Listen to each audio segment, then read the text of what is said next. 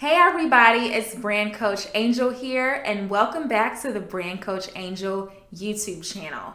So today I wanted to do something a little different from what I have done before, and I wanted to do a video where I'm responding to a piece of content that I found very interesting about work, entrepreneurship. Of course, that's what I talk about here on this channel. So I'm going to preface this video. I'm still playing with how I'm going to do it. This is my first time doing it, so please work with me. I think that I'm going to play the audio because I don't want to get any sort of copyright hits. So I'm going to play the audio for the video. I'll link it below, and then I'm going to kind of do a response and share my thoughts about it. So let me give you a little background about what we're going to watch.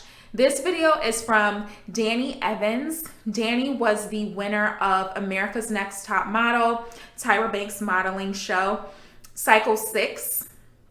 And so who was on her cycle? Oh, I forgot. I'm not gonna even go there because I don't want to mix people up. Because I used to watch America's Next Top Model, and I do remember Danny very well being on the show.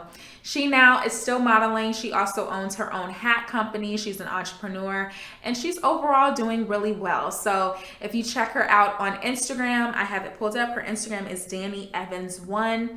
And so recently, a few weeks ago, she did a video where she was talking about working jobs that are beneath you.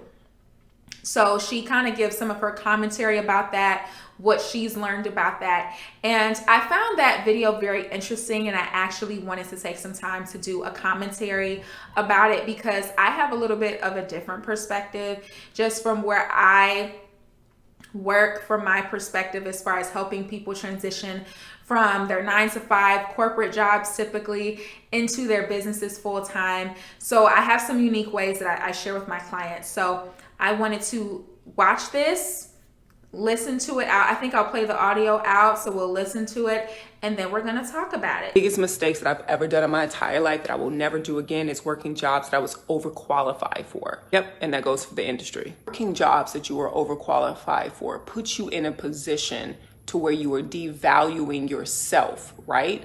Not only that, but it also puts you in a position where others feel that they can take advantage of you. You feel like you're not seen, supported, or really financially compensated for your worth. So it's like this never-ending cycle that just continues.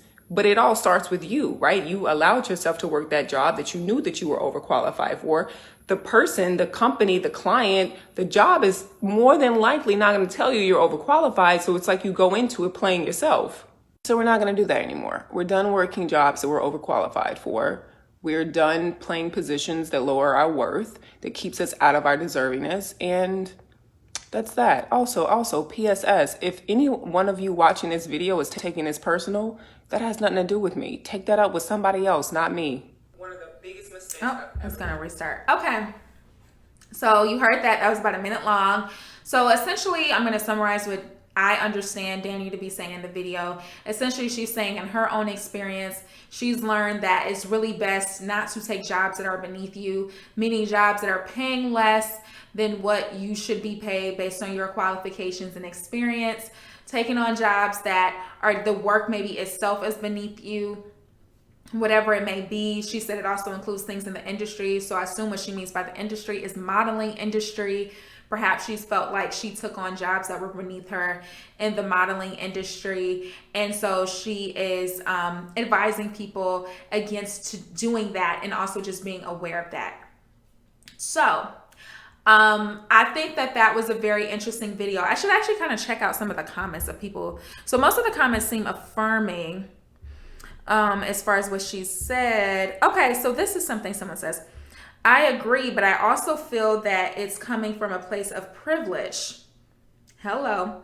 The single dad or mom that just needs to feed their kids doesn't have such luxuries. Sometimes you have to do the thing you don't want to do to get to the things you want. You didn't want to change your teeth, but you did. Why this person had to say that?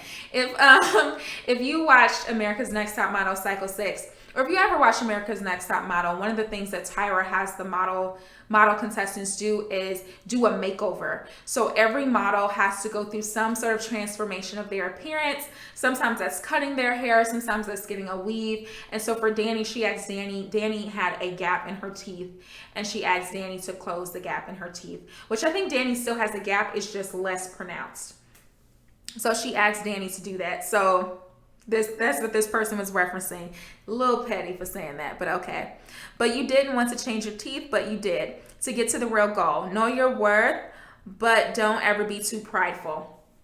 Okay, so my comment would be somewhat relating to that person's sentiment, is that first of all, that is coming from a place of privilege. Like sometimes we're in spaces in life. It's important for us to take inventory of where we are.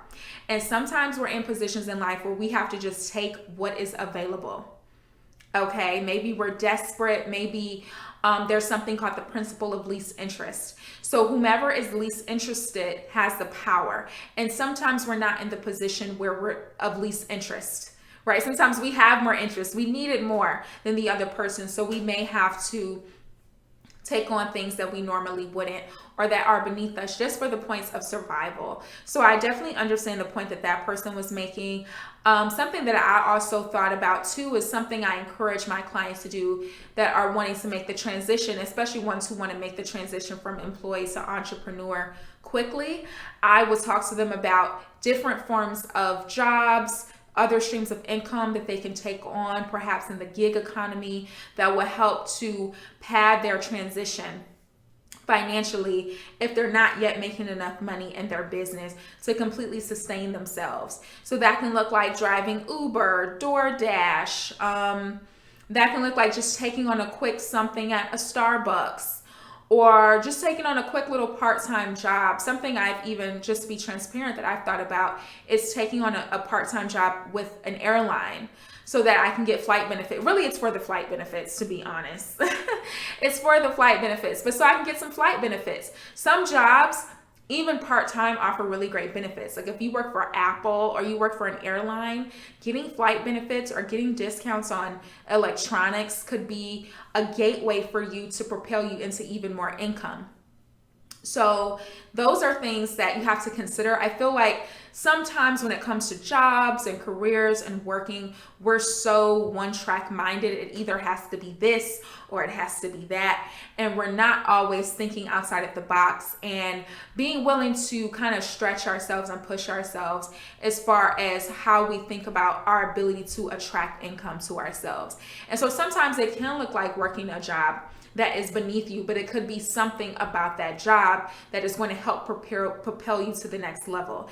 And I will say, in this experience of entrepreneurship, I've definitely taken on jobs, taken on clients and contracts that really were beneath me, for sure. Like money-wise, task-wise, I knew that, but it was something about it that I needed in that moment that was going to help propel me to the next level. So I think those are often the things that you have to weigh and think about.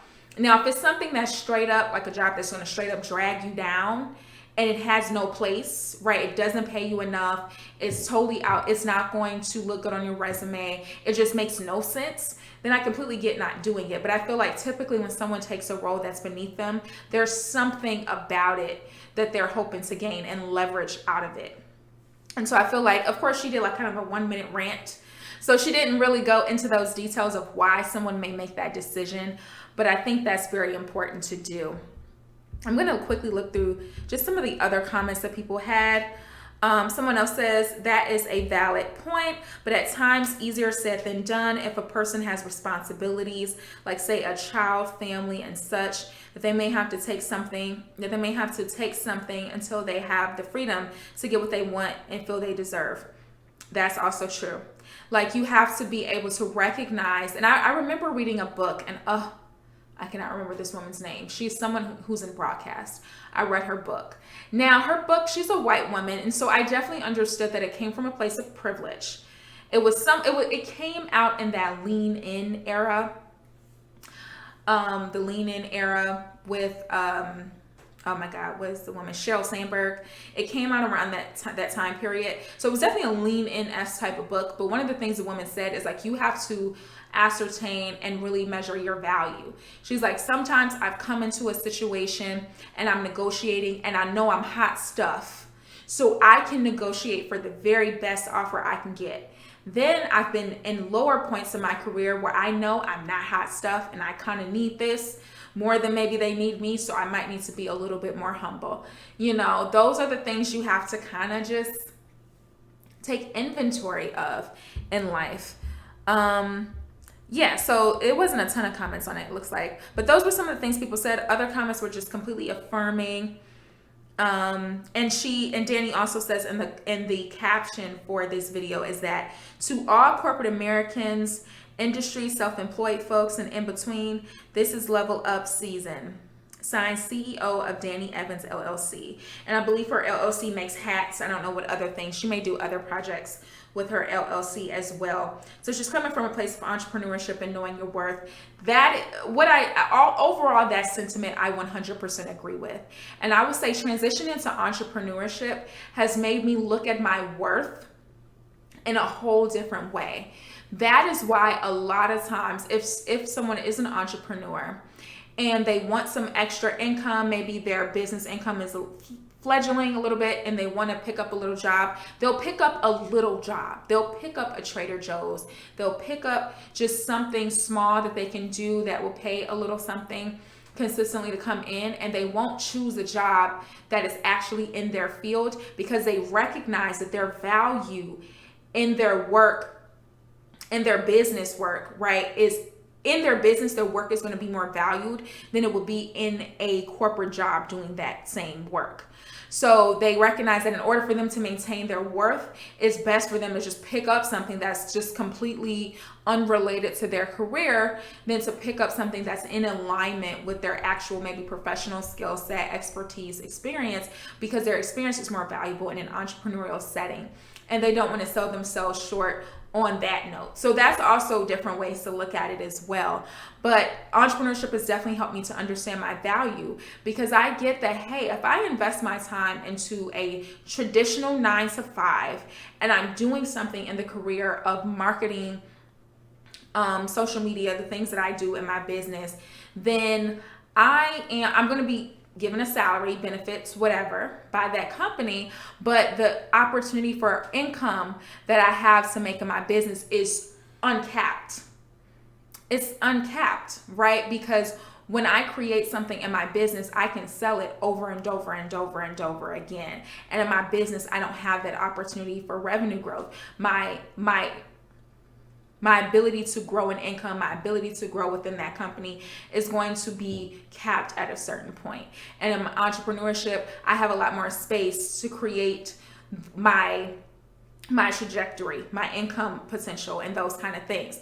That doesn't mean it's easy. It could be hard to figure out how to leverage, but you will understand that you have way more to leverage, and that as an entrepreneur, you're going to get way more for your skill set. So I get where she's coming from that perspective, but I also agree with the comments that are kind of pointing out you have to take inventory of where you are and what your responsibilities are and what you value, and you have to survive. You have to keep the lights on, and entrepreneurship takes time to see results. A lot of times it takes time to see a lot of profit happening. So it takes a lot of blood, sweat, and tears. So sometimes you have to do things to make ends meet in the meantime. So I think it's important to take inventory of that as well. But overall, I appreciate that Danny is kind of starting that conversation, and I'm really interested to hear about what you think in the comments. So let me know what you think. Do you think that it's wrong to take jobs that are beneath you? What does that mean to you? What do you even understand that statement to mean?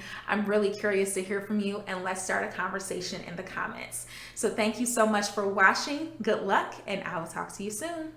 Peace out.